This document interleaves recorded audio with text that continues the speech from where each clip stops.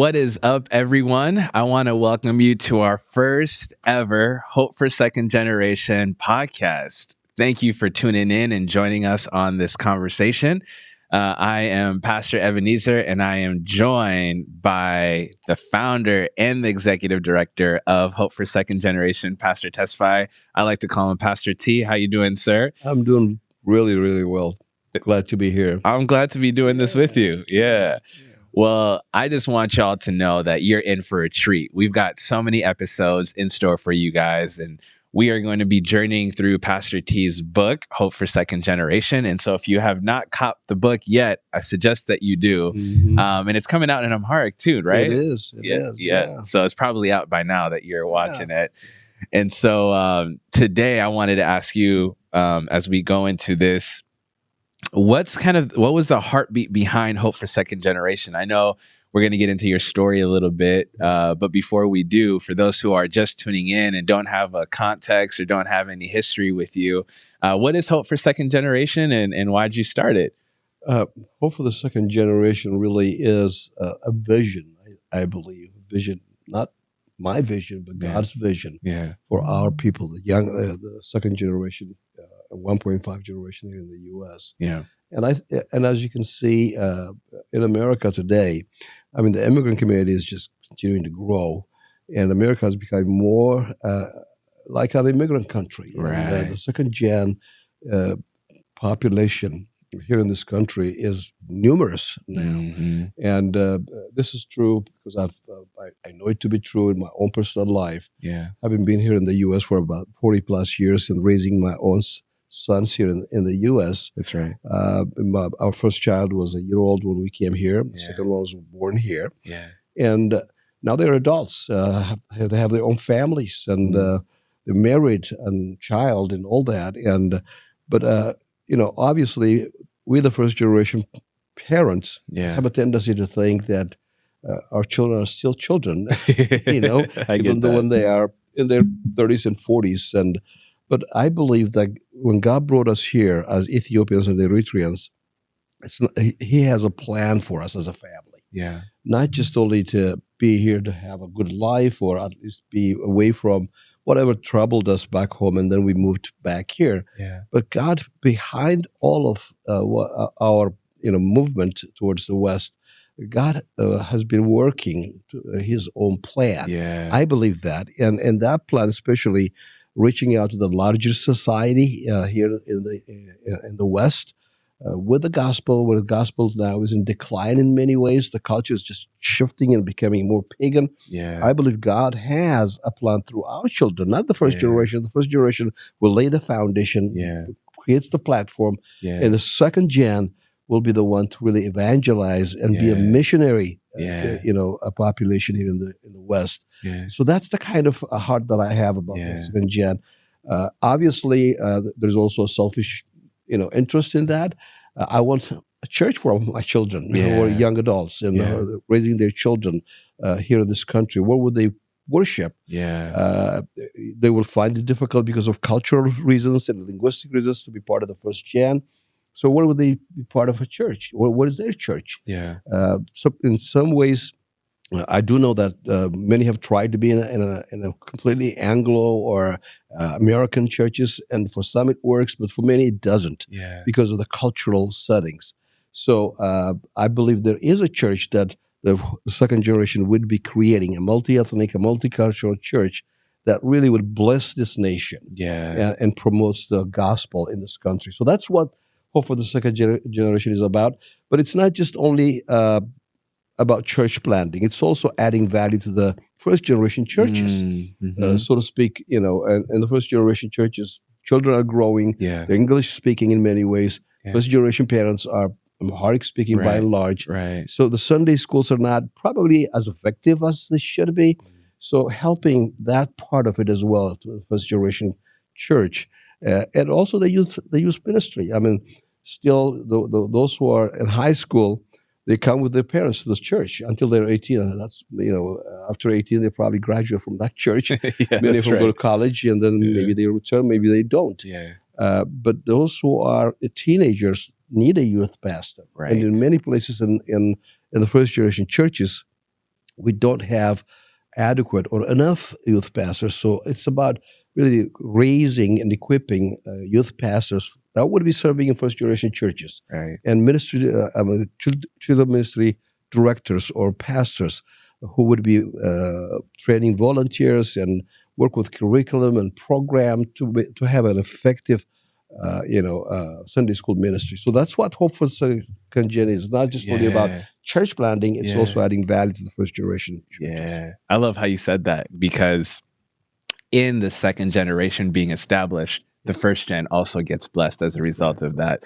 And so I love how your heart is to see hope and revival and churches and pastors come out for the second gen church. There's a lot of vision there, and there's a lot of anticipation there, and I'm with you in that, and I'm working towards that. One of my favorite quotes I've ever heard, and I've overused this quote, but I just think that you can never overuse this specific quote, but I've heard it said that you can't engage the culture with a gospel that first has not engaged you. And I love how you have so much hope, and you're putting so much work and effort into seeing the second generation step into all that God has for them. But your heart for that is as a result of what God did first in you. The hope that you found, the joy that you found, the faith that you found, the God that you serve, the way He's found you. And so I kind of, for our time today, want to get into your story. I want to know what makes Pastor T, and how did this vision and passion come to come? And so I wanted to just ask you, what's your story? How did you come to saving faith, and what's your journey there? Boy, that's a loaded question, but beautiful. Which is true. It's really it's about Jesus. It's what He's done in our personal life, and I never had expected to know, to have this, a knowledge of Jesus. Growing up back, in Ethiopia, I grew up in an Orthodox, Christian home.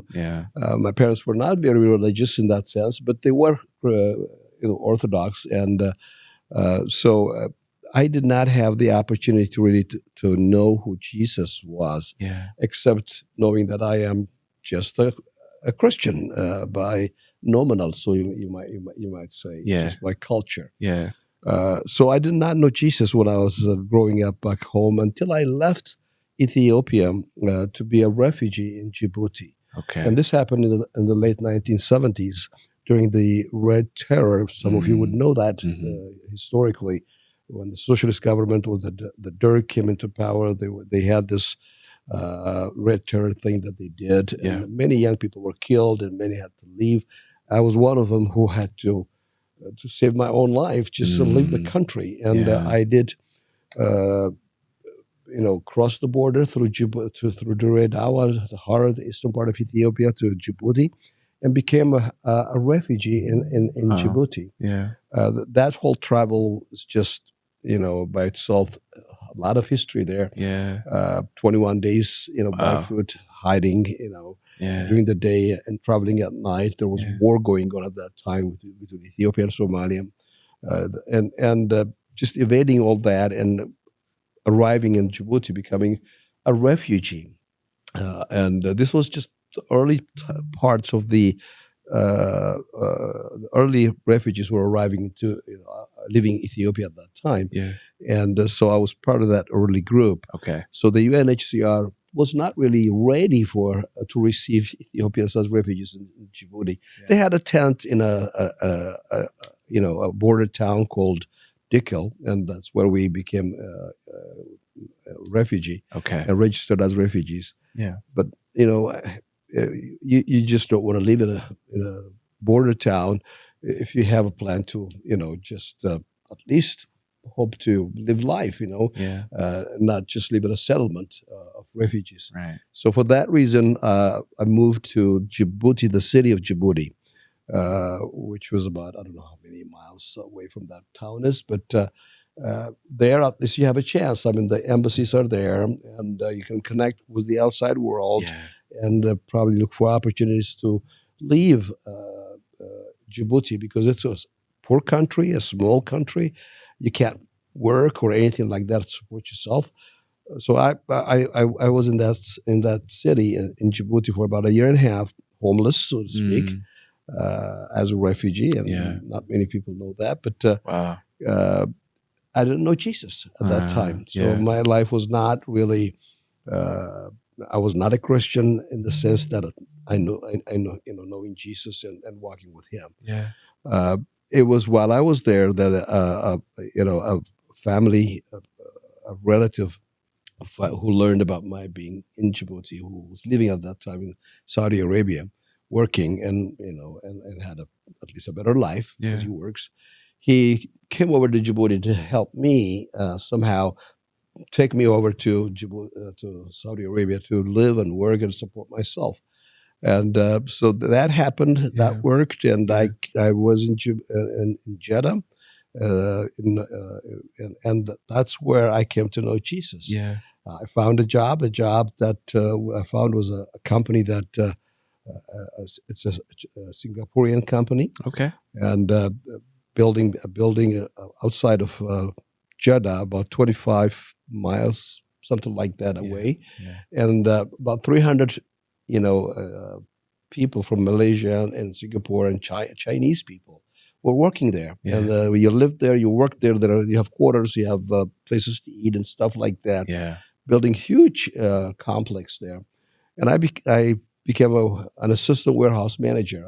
Full of great education, so I could speak English. And write English, so that kind of helped. Yeah. And that was an interesting experience. It was good for me because since I don't have a permit to live in the country, all I had was just a tourist visa, and I should leave right when that is finished. Yeah. But and I was not going to leave, obviously. Yeah. And so living in that place, in that compound, shielded me from authorities. And you live there, you work there, and that kind of stuff. Yeah.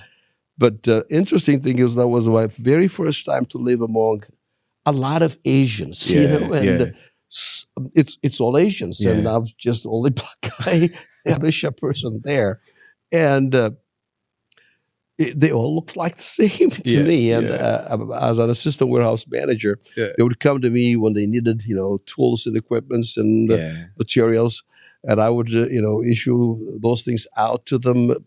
I couldn't tell the difference.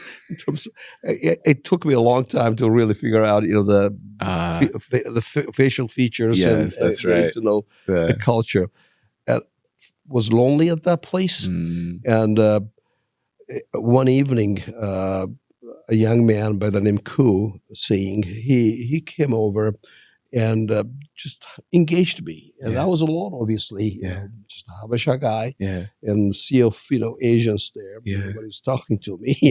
Many of them don't even speak English. And so this young man was an educated young man, and he came over and started a conversation with me and asking me, what's your religion? And it's common in places like that where people to ask you what your religion is, especially in Saudi Arabia, where people really live their faith publicly. I mean, the Muslims pray, daily on the streets. So that's just common. And my response was, I'm a Christian. Because I'm an Orthodox Christian. That's right. He was excited. They found another Christian. Found a friend. That's right. And in a Muslim country, I'm finding a friend, someone who's talking to me. And he said to me, "Well, we have a Bible study. You want to join us?" And I said, "What? Bible study? Do people study the Bible?" Right. See, my mindset up until then is that people who are religious are probably either not educated or it's for people who are older. Okay. And being exposed to Marxism and Leninism back in Ethiopia, Gotcha. Even the idea of God was something that I did not really consider much. Okay. And here's a young man, and an educated man, telling me about studying the Bible. That made me curious. Okay. I mean, what is it? Right. And it got me started, thinking. And he said, "We do this, every, I don't know whether it's Wednesday or Thursday. You want to join us?" I said, "Sure." And, until that day came, and then I went to that Bible study, I was kind of curious about what that means. My my connection with the Bible is on holidays. My father would bring the Bible to us, and on Easter Day, and we'll kiss it, and that's it. Yeah. We don't read it. Yeah. So I went that evening. I went to that Bible study, and apparently, out of those 300 people, it was just only 2 of them, him and another young man, who were in that Bible place. study. Yeah, and they asked me if I have a Bible. I said I don't have a Bible. So they give me a Bible, and they said we're studying this, and then they showed me where it was, and they opened it and gave it to me, and they were reading 2 Timothy chapter 3, of all the places. Yeah. And that's where Paul speaks about how in the latter days, that people will become lovers of themselves, Right. and they are it just describes the sinfulness of the human heart. Yes. And that's exactly who I was. Wow. And interestingly, as I was hearing those words and they were talking, I began to experience something that I've never experienced before. Yeah. I call it a holy terror. I was so afraid in my heart. I felt like, I think it probably has to do with my conception of who God was from the Orthodox background, which is, God is a God who judges you when you sin. Yeah. So I felt like I was caught. God is up here with a sword. He's going to kill me because I am such an evil, sinful person. Everything that was described in that passage, that's me. Wow. A lover of themselves, and they just do not care about others. They don't respect their parents, or all of those descriptions there. And I don't know what I heard, but I was just terrorized. And at the end of the meeting, they said to me, "Do you don't have a Bible? Do you want to take it?" I said, "Sure." And when I came into that Bible study meeting, I was okay. I was at peace. When I was leaving, I was so afraid. Wow. Something happened to me. Yeah. I can't describe it, but I was filled with fear. I went to my quarter, and I knew my trouble began when I read that book.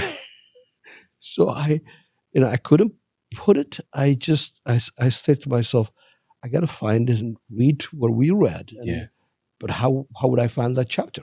It's my first time to handle, the scriptures, the Bible, And so I just treated it like what you would do in any book. I started, turning the pages from the beginning. I saw a picture of a white man, which I did not recognize at that time. And as I flipped, the page, I saw what says, a sinner's prayer. And then a picture there, a man here and God here and a chasm in between and a cross, as a bridge. And it just described to me what I needed to do. And it gave me the words to pray. I knelt down and I prayed and asked Jesus to come into my heart there. And while all this is happening, by the way, those 2 young men who introduced me to the Bible did not know what was happening to me. They thought I was a Christian. Yeah, that's why they invited you to the Bible study. Exactly. That's right, yeah. So that was my turning point and coming to Jesus, and my life got turned around from that point. That's so beautiful. It's so crazy. It's God can use anything and anyone at any moment. Exactly. I think sometimes as Christians, we put so much pressure on the moment, and we put so much pressure on the approach and the articulation and the speech. And here it was, they didn't even know that you were a Christian. You weren't a Christian, and they're just going through the scriptures. They're just reading the scriptures. And it wasn't a salvation passage. No. It was just them communicating the heart of man. And in that, the Lord met you. And in that, the Lord began to do a work in your heart. And I just love how you go back and you're curious, but you don't know where to start. But the Holy Spirit got you. Yeah. He's like, don't worry. The Bible that I have for you is going to have a sinner's prayer. Right. And then we're going to have an image that kind of communicates where you are, where God is, and how to get there. And again, you got saved in that moment. And so I love that. It's so encouraging to me, because I know for me, I always put so much pressure on how I present the gospel when God just wants us to be obedient. And in that, people will It's the word that does the work. It does the work. Yes. Yes. I mean, word is powerful. Yeah. The word, just hearing it, we kind of have this mindset, like you said. We have to do it this way, that way, or plan it. It's not a bad thing. We could do that, but sometimes we feel like it's our technique that makes things happen. Yeah. Not really. Not at all. It's the word. That's right. That's it. That's encouraging too, because we live in a day and age where we feel like we need illustrations and we need examples and analogies. I think all that is helpful, but the Lord doesn't need that. We just need His word. We need His power. So you go to this Bible study.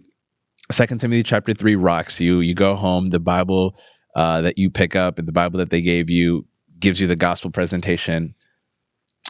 You repent of your sins and you accept Jesus as your Lord and Savior. What happens next? Now, what's interesting about all of this to me is that your story already is looking very different than my dad's story or a lot of my friends' parents' story. A lot of them experienced God in Ethiopia during the revival. And here you are in a foreign country being led by an educated Asian man. You didn't hear it from another Ethiopian or an Eritrean. You heard it from an Asian man. And you're experiencing Jesus in a new way, in a fresh way. It's quite different than the Orthodox faith that you're used to or what you grew up on. What was the next step? Like, what? I'm so intrigued. Like, what happened next, and how did you begin to grow in your faith? It's just fascinating. You can't make this happen. A Chinese man in Saudi Arabia shares the gospel with me, and I become, a follower of Jesus. That's right. To me, what was very surprising, my whole life really was just new right before me. Yeah. But what was even more important was I felt like, what was this hiding from me? I mean, how is it that nobody told me this? Right. And, I have done things, prior to that in my life, as a young man, involved in all kinds of, political ideologies like Marxism and Leninism, and thinking that may be the answer to humanity's problem. And this is not even mentioned to me. It was hidden from me. That's how I felt. And I felt like a lot of people that I know, friends that have been killed during the Red Terror, thinking what that ideology was an answer to the problems of humanity. I thought about them. I thought about my friends who were living reckless lives. Some were politically very much immersed, and I said, I got to tell these people. Yeah, that's right. I need, this is something that was hidden from me, and it's obvious that it's hidden from them. Yes. So you might call it. I don't have the language, at that time. Yeah. But that may be my calling. Where tell people about Jesus. Yeah. I wanted to tell people about this thing that I found. It's like the story in the parables where Jesus talks about someone finding a pearl and then he hides it and sells everything and comes back because it is so valuable. Yes. That's how I felt. This is the gem. This is the pearl. This is the diamond that I was looking for all my life, and I didn't know it. Yeah. I totally resonate with that because that's my story. When I first heard the gospel and I received Jesus as my Lord and Savior, people always ask me, how do you know you were called to ministry? So I got tricked into it. I wasn't looking to be a minister. Right. I just had experienced the love of God and I found a hope. And all I could do was share it with my friends. Like if this is bringing me so much life, if this is bringing me so much freedom, I can't keep this to myself. No. I've got to share it. And so, but your story is interesting because you're thinking about those that you grew up with, but you're in Saudi Arabia. Yeah. And so did you just begin to preach the gospel in that country, or what did that look like for you? Because you're thinking about your friends, but you're in a foreign land. Like, how did you begin to communicate the gospel? It's some of it is vague in a way because I really do not understand most of. I know something happened to me, and this thing is something that everybody needs to have. Right. So it's not just only particular to my friends, although I care about the people that that I care about. Yes. But it's and I didn't know how that would look like either. I've never met a pastor. I've never been to a church of a Protestant church. Yeah. None of that thing. I didn't know anything about any of the things that we call, that we're accustomed to right now as a church. So, all I had was that New Testament Bible, and I didn't know there was an Old Testament either. What they gave me was just that little book. Oh yeah. And by the way, the white person, the picture of the white person is Billy Graham. Okay. Okay. So it's from the Billy Graham Association that Bible came from. Yes. And so I had this New Testament. I read it cover to cover,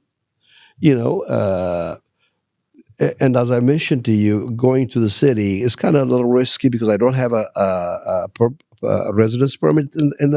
So I'm back there 25 miles away from the city in that compound. Yeah. So I had all the time work and then read and read and read.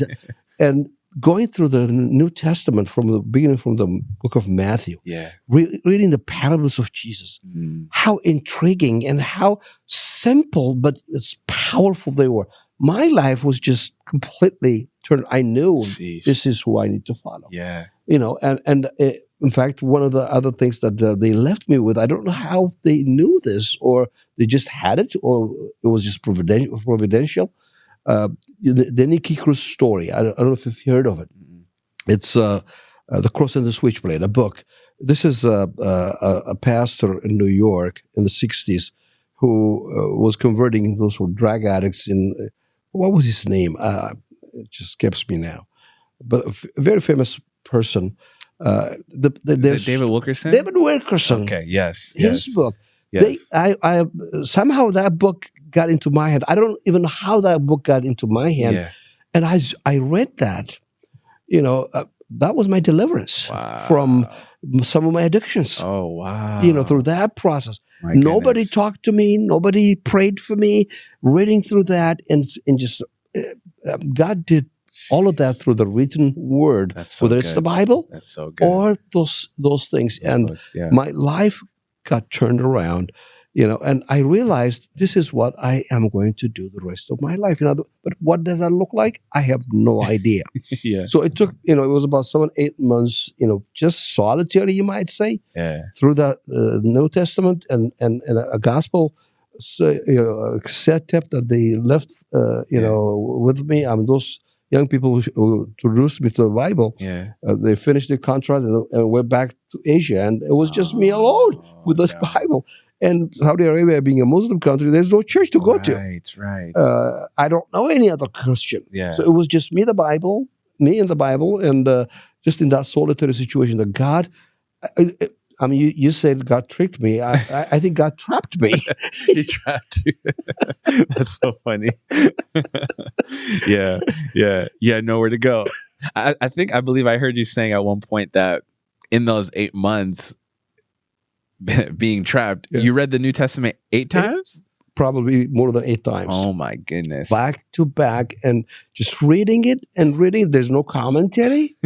No commentary. It was just me. The Holy Spirit. It's just the Holy Spirit was just teaching me. Illuminating. Through that process. And my life was turned around. My addictions all, behind me. Praise God. And it amazes me as I think about it. I mean, people would go to a therapist or all kinds of, which is good and helpful. But for me, it was just that kind of intervention that God did. Just kind of took me to a place where I can't escape. That's the word. Trapped. Trapped. He said, I need to teach you a thing or two, so you need to sit and read this New Testament. Right. Man. My life got turned around. It was a few months later, about 8 or 9 months later, that I, occasionally I would go out to the city. But this one time, very rarely, of course, I was visiting a family friend. And when I went there, I had a shirt and then a little New Testament with the Book of Psalms, the Gideons have. I had it in my shirt. And by then I'm proud. I'm a believer. I'm a Christian. I'm not worried about, my confidence is built. So, even if I find my old friends who would be smoking this or smoking that, I'm good. Yeah. In fact, I want to be around them to just tell them the gospel. Prior to that, I was still unsure. Would I go back to my old habits? Kind of thing. That's right. So when I went there with my New Testament, just this person, an Eritrean man, saw me in that house, and he said, "Are you a believer?" I said, "Oh yeah." And he said, "Well, we have a Bible study. Do you want to join us?" Bible study, yeah. And these are Eritreans. Yeah. So he told me that they have that on a Friday because that's the Sunday in Saudi Arabia, so to speak. So the churches that's the holiday. It's Friday. So he picked me up the following Friday, and I went there. When I went there, it was a compound, a huge compound where Americans lived. It's like a city, you might say. Yeah. A company called Raytheon. I think it's an oil company. Yeah. They have their engineers and workers, about 15,000, 20,000 homes in that huge complex. Yeah. And in the middle of it, they had a building where a church met. Completely, hidden from the local people in that compound because it's not allowed to have a church. But for the Americans, I'm sure the government knows, but as long as it's hidden, it should be okay. Yeah. So he took me there. My first time to be in a Protestant church. Interestingly, that church was people from everywhere. Yeah. I mean, people worked came from everywhere to Saudi Arabia to work. Yeah. Filipinos, Indians, Christians, and Asians, Americans, Germans. Yeah. That was the church, and they called it the Welfare P, Protestant. P stands for Protestant. They can't call it a church, so they call it welfare. And a Baptist preacher with his wife, she was sitting on an organ and playing the organ, and the church, 300 or 400 people singing. My first time after being knowing Jesus for almost 9-10 months, this is my first time to be in a church. And the church that I was in is a multi-ethnic congregation, English. Yeah. That's my spiritual formation. That's so different. Yeah. That's so different. Yeah. And there was few Eritreans. Yeah. The person that invited me. Yeah. And they had their own program. After that ended, a small room where they prayed. So they took me in, and I went there. About 14, 15 of them, and they were Eritreans. Nice. The good thing is my mother is Eritrean, so I understand Tigrinya, but I never spoke it because I grew up in Addis.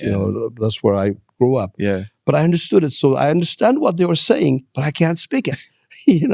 And when they were doing Bible study, I would speak in Amharic, and my exposure to the Bible is in English. So I've never handled an Amharic Bible or a Tigrinya Bible. Okay. So what I would quote would be English, and then because I can't speak well in Tigrinya, I use Amharic in between. Yeah. They were confused. What's going on? Who's this guy? Is he okay? And that's where my wife to be was. That's where we met. Wow. And she would tell you if you ask her, seeing me the first time and interacting in this way, she said, "Who is this guy?" She said she did not really follow what was happening. That she was just completely fixated with me. He must be troubled. Where he come from? That's kind of thing. But that was the kind of impression that she had at the beginning. So that group took me in, and of course today I speak Tigrinya well, marrying an Eritrean wife, and she teaching me Tigrinya. That's right. I preach in Tigrinya as well. Okay. But that was my beginning as a Christian, and I heard them speaking in tongues, while they were praying, and I was wondering what was that. I've read the New Testament back and forth, and they showed me in the Book of Acts. Oh, okay, I read that. I don't understand what that was. I get it. This is what you're. This is what that was, kind of thing. Yeah. And so that was my spiritual formation. That's really where a diaspora person didn't know, didn't have any history from the churches back home. Yeah. So I don't know. I've never been to prior to that. my whole Christian experience is in diaspora, not in Ethiopia. This is kind of crazy. We got to just stop and paint the picture, because I can even then see the seeds for hope for second generation. You didn't know what God was doing, but he was already preparing you in your spiritual formation. And it's so interesting because I feel like you and I have very similar experiences, different upbringings, of course, but the way your wife looked at you is the way my mom and dad looked at me. I'm reading the Bible in English, not in Amharic, right? I can hear Amharic well, but I have a hard time speaking. And so they're like, "What's wrong with you?" And I'm like, "What's wrong? I don't know. This is just my life, right?" And so I'm being raised. This is who I am, being raised in the United States. And so, though I went to an Ethiopian church, and ethnically we are Ethiopian, all of us culturally were American. And so our expressions of faith look different than our parents. And so we're surrounded by people who are ethnically Ethiopian, of course, but we're dressing a certain way. We're listening to hip hop. You know what I mean? We're not really eating the Ethiopian food. We love pizza and burger, right? And so here we are, just a hodgepodge of different cultures, though we're ethnically Ethiopian. And so in the same way, I didn't know what God was preparing me for. I didn't know what was coming. I just knew I was very confused at that time. And so I wanted to ask you, as you're navigating that, this might be helpful for those tuning in. Were you ever confused? Because up until that point, I think it was pretty straightforward. But now you're in a context where people are making you aware that you're different. Well, how did you process that? Well, you feel like an outsider everywhere. I mean, language becomes a limitation, culture becomes a limitation. But I really didn't understand it fully. I mean, I didn't have that kind of comprehension at that point. I was in love with Jesus. That's it. And I loved these people. They loved me. And that was all it was. And the good thing is, I met some people, Americans. B.J. Collins, who was my mentor for many, many years, passed away just a year ago. I just visited his widow about a few months ago in Waco, Texas. He was an oil engineer who really took an interest like a father. He was an oil engineer, a tent-making missionary, so to speak. He discipled me. So here it is. I'm a Chinese man, shares the gospel with me. And an American disciples me in the Eritrean context and in a denominational, multi-ethnic setting. That is my spiritual formation. That's my spiritual home. That's home for me. Obviously we'll come forward as we talk, coming back to the U.S. and being in the Ethiopian context. That's being completely, that's not my formation, so to speak. But anyway, don't want to go. No, that's beautiful. So I want to know, because you did share once you received the gospel, you had a burden to share the gospel. But you're in a season now where you're being poured into, you're being discipled, you got baptized. I don't know if you want to share that story. I was baptized in the Sudan. That's right after, what happened was, after, in that setting, my wife to be, and we got married, and we were very active, in sharing the gospel with the Muslims and people around us. We had tracts, Arabic tracts, and people are bringing them from America, and those Americans were, they can bring those things, and so she was 5 months, pregnant with our first son, Abel. That was when one day, the authorities came and they imprisoned her and her and another young lady that was with her in the house because of the gospel, obviously. And we were deported from Saudi Arabia at that point. And what they said to us was the next day I had to report. And they said, well, you can be a Christian here and pray in your bedroom, but you can't tell about the gospel. That's what you've been doing. And they came in, they took all the, they went through all of our stuff, found all the evidences that they needed to find. So that's just obvious. And So it took me about a month. She stayed in the prison for about a month, and she has a story to tell there. Yeah. I mean, you should ask her about that, and she should probably feel. We got to get her on the podcast. Yeah, that would be wonderful. Yeah. She would tell you how she managed and how she was even ministering to the the authorities inside the prison. And I mean, she would tell you that I was in prison, but my spirit wasn't. Wow, and she would say, how lucky am I to be in prison for the gospel, just as the apostles were. I mean, how did this happen? Kind of thing. God does things that are interesting. But anyway. A month later, we left Sudan, the Saudi Arabia to the Sudan.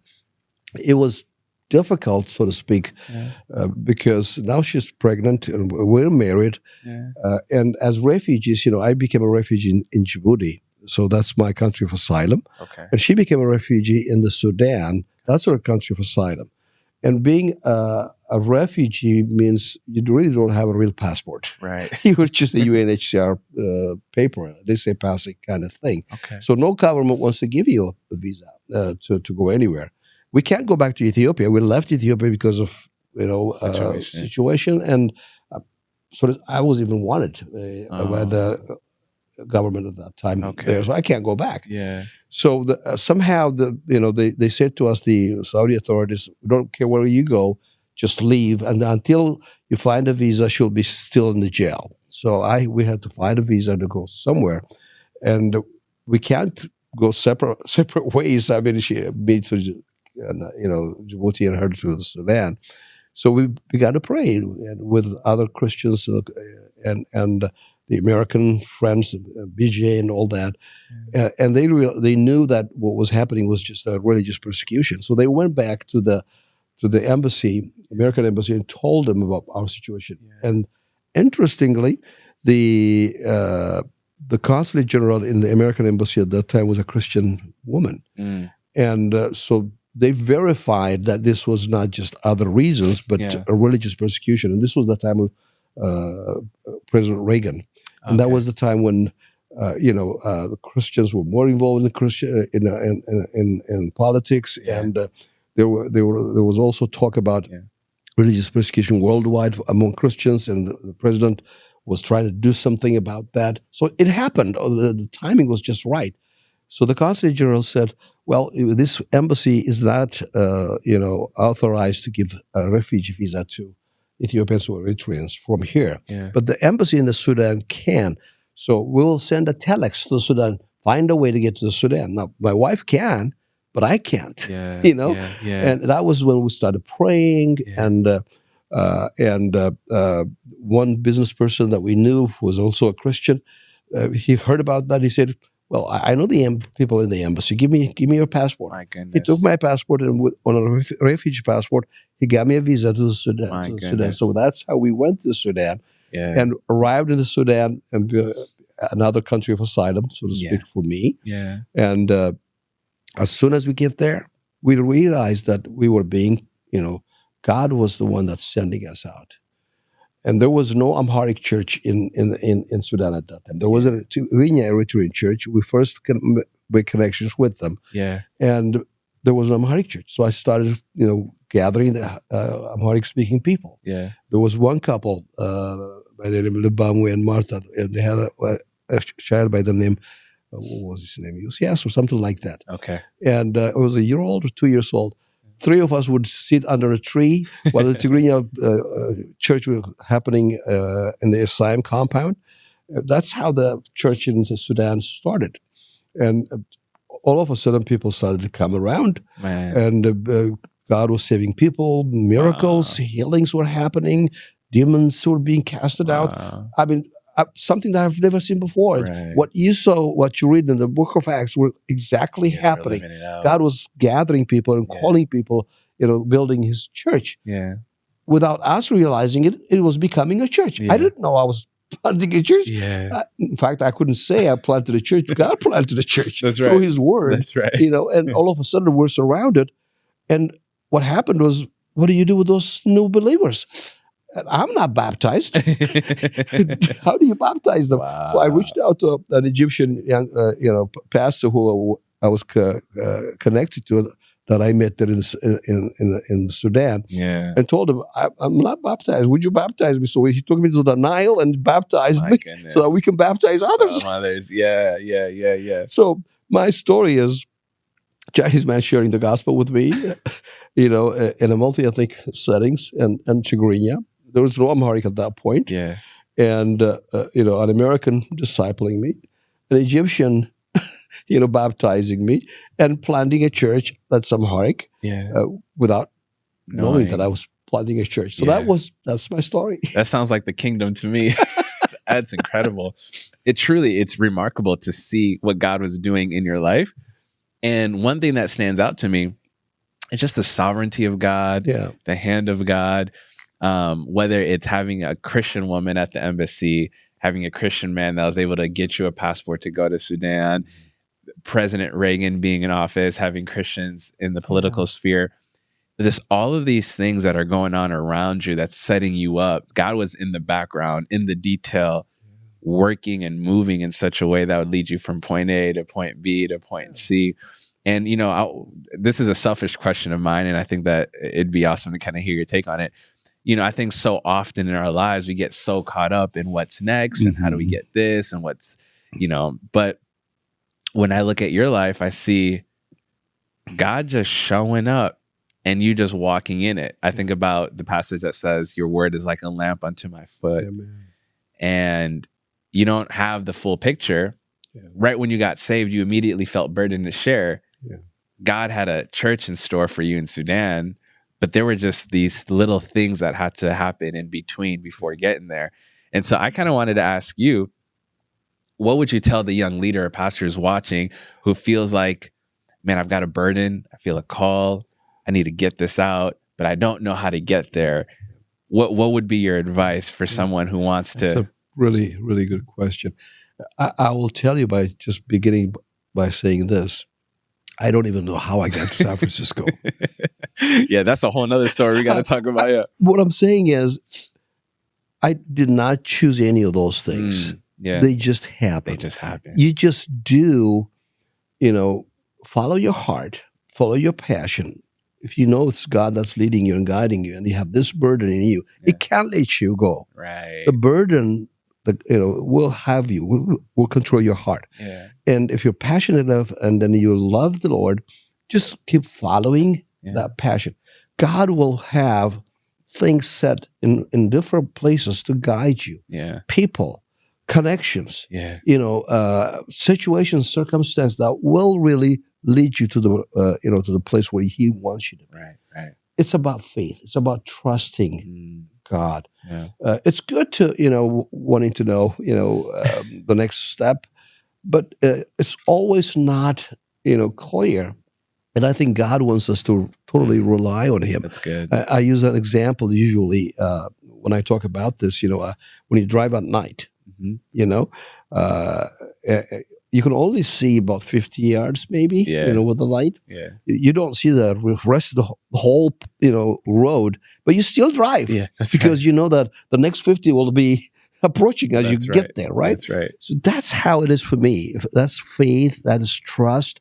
God will make the way as you travel and continue to persist on that path. So to a young pastor or a young person who's somehow sensing a call or a passion, do what is there now. Right, that's good. Just do what is available, the doors that are open, the opportunities that are there, the things that you can do. Right. Don't be lazy. Don't say, oh, I got this vision, which is way back there, far away, and sit and wait for that. Just do what is here. That's right. And doing that and being faithful in the small things, the little things, the things that will just take you to the next step. Yeah. I love that. That's beautiful. Just be faithful where you're planted and God will take care of the next step. You're only responsible for where you are right now. Right there. That's good. So, I mean, you brought up San Francisco. You're in Sudan. You didn't know you planted a church, but you've planted a church. You're leading Bible studies. You're getting baptized by Egyptian. You're baptizing others. you have this call to ministry. How'd you go from being in Sudan to pastoring in San Francisco? How do you go from point A to point B? That's 40 years of story. But right. it's amazing. I mean, there are key things that happened along the way. I mean, that church that started in the Sudan, planted many churches in the Sudan, and hundreds and thousands are in diaspora in Australia, Canada, in the U.S. Many of them became pastors. Many became leaders in many churches. And that was a church that God planted. I can't say I planted a church. God planted a church. I was just there, But anyway, we were there for about 2 years. In fact, the church really took shape and became more structured after we left. The people that came to faith there were the ones that did the rest of the work. I was just there igniting the thing, just starting the thing. And I find that to be true in many of my experiences. Just getting things started, and others will come and do it. They would do a better job. I may not be the right person to structures or anything like that. Same thing for the second gen. We just started, and here the people, God's bringing people. That's right. We're giving it shape and making it right, and taking it from there. And so anyway, from the way what happened was. When we arrived in Sudan, as I mentioned to you, the embassy said we'll send a telex, to the embassy in Khartoum. We were busy with the ministry. We didn't even realize that we needed to go to America. Busy with the ministry. People were just being saved. Lives were being changed, and people were getting healed. And there was a missionary lady by the name Evelyn with the SIM. Who came and met us after she heard that we were deported from Saudi Arabia because of our faith. And so we had met her. Weeks later, she went to the embassy, the American embassy. Being an American, she had a business to take care of. When she went there, she saw the embassy in Khartoum, the American embassy, listed us on the board. Our names, and say, report. She saw that, and she came and said, the embassy is looking for you. So we went to the embassy, and they said, do you guys want to go to America? Wow. They gave us an application form. What a question. The process took about 2 years. And God made it longer. And the way it happened longer is my wife's brother, who was underage, was in Asmara, Eritrea at that time. He crossed the border and came to the Sudan, and because he's a family, a brother, we could add him into our process, which made it longer, which helped the church plant. The way God does those things is just amazing. So we ended up, 2 years later, we were in the U.S., flying to the U.S., and the very first city we came into was Washington, D.C. Wow. So again, I'm so encouraged by your story, because someone will look at that and say, 2 years. God, where are you? You're late. I thought you were going to do something great, but in God's sovereignty and He's just orchestrating things, preparing the way. Because you have a very funny story about how you landed in DC and immediately ran into somebody. But I don't know if that would have happened if you got to DC a lot sooner. But you needed to meet the person that you did. You want to tell that story? Because that kind of also launched you into a different ministry opportunity. We arrived, it was a church in Cheviches, Maryland, a Methodist congregation that sponsored us as a refugee, the whole family. And they were great people. So when we arrived at Reagan International Airport, I think the name probably was different at that time. It was the Washington, D.C. airport. I don't know what it was, or National Airport. But anyway, we arrived, and these people were waiting for us, Americans, white people.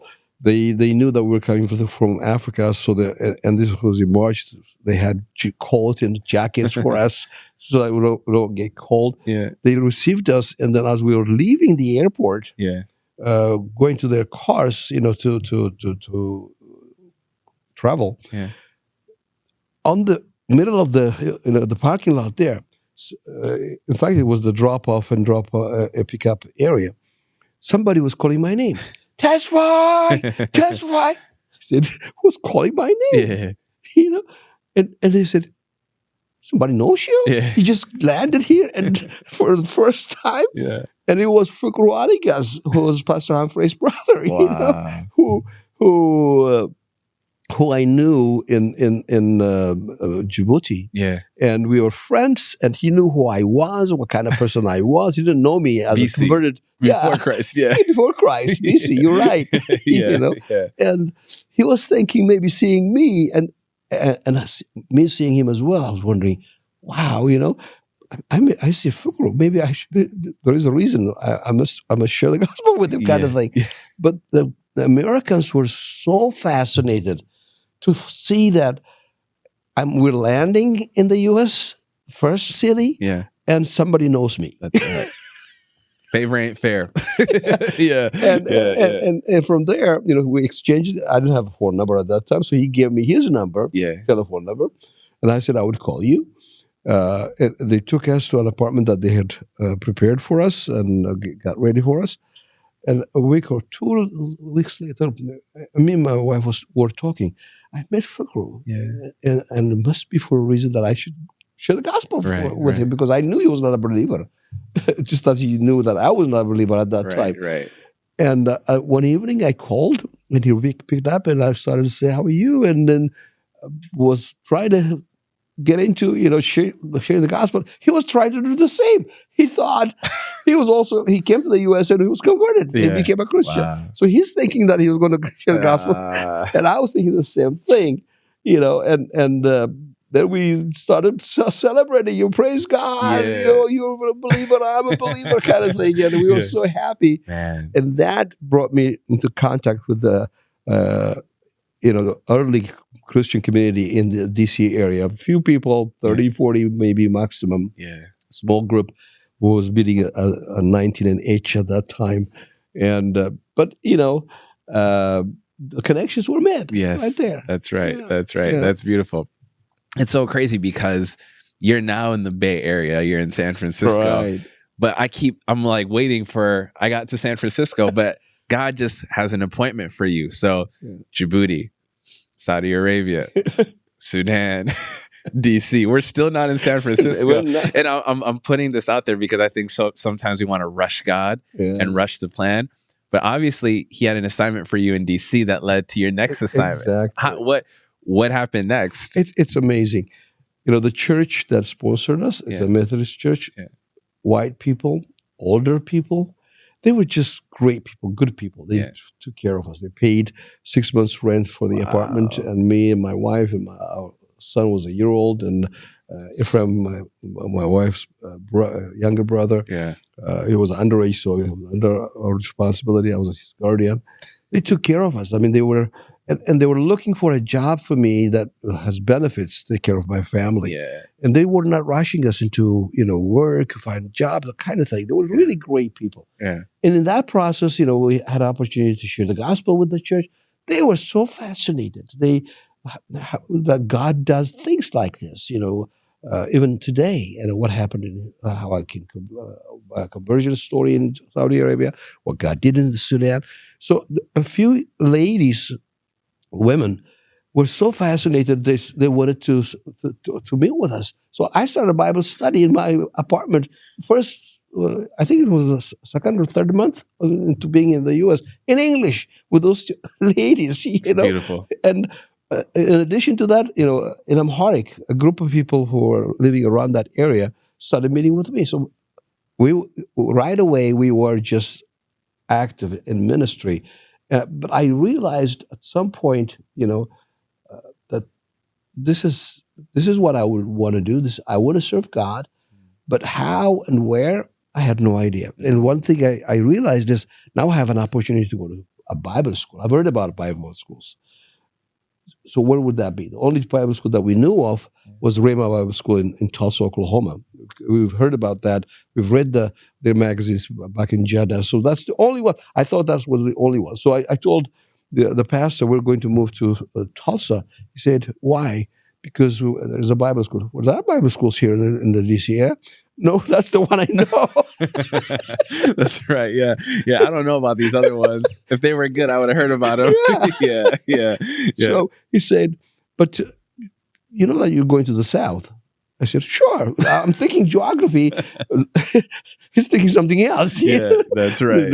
I don't understand that. At that time, I didn't even understand this even much until much later. What he was talking about. Yeah.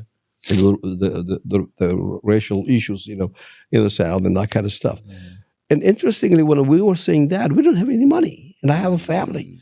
Those women that were meeting with us, the Bible study. Yeah. When we shared that with them, they were so encouraged. And one of the ladies said, there's this lady, she told me her name. I've never met her. I don't know who she is. She had given to me $2,500 to give to a God's work, and I have that money. Yeah. And maybe you can use that. Wow. Oh, okay. Yeah. And when the church found out that we were surely going to go, then they organized a dinner, and then they shared it with the church, and they raised a few $1,000, and they said, "Here you are." Wow. And we arrived in the March in DC, and by August, I'm in school in Tulsa, Oklahoma. We moved. Goodness. We don't know anybody there. Yeah, yeah, and you're in the South. Yeah. This is the 80s, right? The 80s, mid 80s, 1984, and that's where we were, and just going forward. 2 years of Bible school there. My wife also, after I finished, she did Bible school. Our second son was born there. Yeah. That was the time when I started, because at that time, I've already started making connections with the Habesha community. Okay. And Pastor Zaleka and the others, and started to move around doing preaching around the different churches that were just beginning. Yeah, it's beautiful. And so, there's so much we can unpack here, because I think that in one sense, God is working. He's on the move. He's preparing you. I said this before, but you kind of see seeds of hope for second generation already, whether it's you leading a church that you didn't know was a church in Sudan, to coming to DC and starting a Bible study with your Anglo sisters. And even in that, them encouraging you to continue in ministry, raising funds for you. You just see God's hand all over it. But at the same time, you still don't know all that God has called you to. No. You're just being faithful exactly where you are, being planted and being obedient in the season that you find yourself in. So I wanted to kind of ask then, is this around the same time that you knew you were called to be a pastor? Did you think of yourself as a pastor? What was the journey to being a pastor? I didn't know I was called to be a pastor, really. Yeah. In fact, when I did the training, it was more of I would probably be a Bible teacher. Okay. And because, you see, when I went to the Bible school, the population, the Ethiopian population or Eritrean population in the country was very small. Okay. So what was I getting trained for? Which people do I? That's a good what point. group am I going to serve? Am I going to be preaching to the Americans? I had no idea. I mean, if I was thinking Habesha, that was not the right thing to do at that time, because there weren't very many Habesha, even in the DC area. The church hadn't even started yet. Wow. It's just very few. Okay. In DC, I mean, today, so many people, so many churches. At that time, that one church, the IEC church, there weren't even 30 people at that time. There weren't very much, population. And if it wasn't huge in DC, believe me, the rest of the country, there weren't very many Ethiopians or Eritreans. All I knew was I just had to do this. Okay. And so when the opportunity came to preach the gospel in the Chicago conference, and I met Pastor Zaleka, who was planting a church in Dallas, now, and I started going to help him. Every other weekend I would fly on a Saturday morning on Southwest from Tulsa to Dallas, $19 one way. Won't you do it again, Lord? Do it again. If you did it before, you can do it again.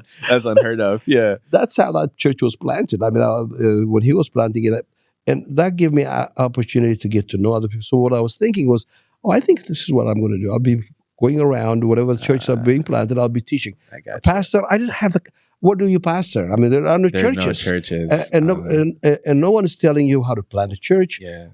The church plant I knew and experienced it was, it just, God did it. Yeah. I didn't know. I didn't have those vocabularies or those techniques. So it was through that process that when Pastor Tesfai started a church in San Jose, California, wanted to go to a Bible school in Dallas and wanted to move. And the pastors are like also, having started that church in Dallas, was wanting to, for some reason, God was leading him to start a ministry in Denver, the church in Denver today. That's how it was started. The pastors are like I say, well, you can come here, while you're doing a Bible school in Dallas, you can also pastor my church. Yeah. But what's going to happen with church in San Jose? Then they said, there's Tesfai. There weren't very many people at that time, so Tesfai can go there. So that's how I came to San Jose, and I became a pastor. Yeah. I didn't know I was going to become a pastor. You were just being obedient with what you knew. The doors that opened. The doors. That's a good word, Pastor T, because I lose sleep trying to figure out the next 10 years of my life, the next 5 years of my life. And truth be told, half the time, there are things that haven't even happened yet. Yeah. I'm just being prepared for what's about to happen, right? And so that's such a fascinating point that there weren't even Ethiopian churches like that. You didn't know if you were going to pastor. You just knew that you enjoy telling the story of Jesus and you wanted to be equipped to do better at that. Yeah. And God was also opening door, making ways to okay. So we're about to land the plane on this episode. Because we're now at the point where you're in San Jose, but you're about to find out the difficulty of being in San Jose, pastoring, and your kids growing up in a context that's, you guys got to stay tuned. This is why right now you should like, comment, and subscribe, because the second episode, we're going to get into some of the difficulties that came as a result of saying yes to pastoring a first generation church. But as we land the plane, I kind of wanted to ask you, when you went to San Jose, did you know what was coming? No. No. And just briefly, like, how would you describe what that was? I was not prepared for it. Yeah. Why? Obviously, when I was in Tulsa, in Sudan, the Ethiopian church that was started was just an immigrant refugee church. And it was not really organized in the sense that it's a church. Yeah. It was just people worshiping God. Yeah. So when I was in Tulsa for the 5 years, even though I was helping pastors start a church in Dallas, I was never part of an organized Ethiopian church. In Tulsa for 5 years, I was part of an English American congregation, serving there, and my family worshiping there. So, and having that beginning in Jeddah with that multi-ethnic congregation, most of my readings, my Bibles, I use the Amharic Bible when I preach, but I don't use it to study. So all my studies, my readings, everything is in English. So when I came here, one of the things that I found is that I'm becoming a pastor of a church, an Ethiopian church, and I never was part of an organized Ethiopian church. I didn't know how to operate it. I was not a believer in Ethiopia. Many of those people had history in Ethiopia. They're part of a church in Ethiopia, whether it's Kalahiwat or Muluwangil or Makana Jesus or whatever. And they have things that they can talk about, which I totally foreign to that. Yeah. So there is a culture difference. So I felt as an outsider. And they can see that. Yeah. The illustrations I may use are very diaspora-oriented, or more American kind of things, All my schooling beyond, the high school happened here. Yeah. Seminary, Bible school, stuff like that. So, and my thoughts and my mentors were Americans, so to speak. So that kind of created an issue. I didn't understand many of it, and so we had some issues there. Yeah. In fact, they had questions. Who is this guy? Where did he come from? Yeah. He wasn't even a Christian back in Ethiopia. Where is he from? Right. He's young, kind of thing. That's right. He's an outsider. He's young. I don't understand his illustrations. Yeah. Again, I know I'm saying this over and over again, but you see seeds of hope for second generation. Like, we're going to get into this in these upcoming episodes, but your experiences has helped you identify with our experiences. And I think God was also preparing you for this season of life. But I didn't know that. But you didn't know. And you would have to go through many trials and troubles before discovering what that is. It's all a discovery. Yeah. I mean, God does not give you the whole picture. No. He just wants to walk with you. Yeah. Just says, walk with me. Yeah, that's good. Yeah. That's good. Well, as we wrap up, do you have any last thoughts as we're reflecting on your journey from Djibouti to San Francisco? Yeah. I would say just walk with God. Trust Him. Yeah. Especially if you are a new, young person who is really passionate about the work of God. Yeah. And God has put some kind of burden in your heart. You don't have to figure it out. Just lay that to rest. Trust Him. That's good. Walk with Him. Just the doors that are open today, things that you do today, they're all valuable. God has ways to connect you and lead you. So just trust the Lord and walk with Him. It's beautiful. Beautifully said. Thank you for sharing that. Yeah. I really appreciate your transparency and your honesty. I've benefited a great deal just hearing your story to San Francisco. I'm sure our listeners have. I don't know if you noticed or not, but we're leaving you guys on a cliffhanger. And that's very intentional because we want you to come back next week to hear the rest of the story. So like I said, make sure you hit that subscribe button, hit that like button, turn on your notification to hear the rest of the story. I hope you're blessed. Hope you're encouraged. Until next time, family, peace and grace. Amen.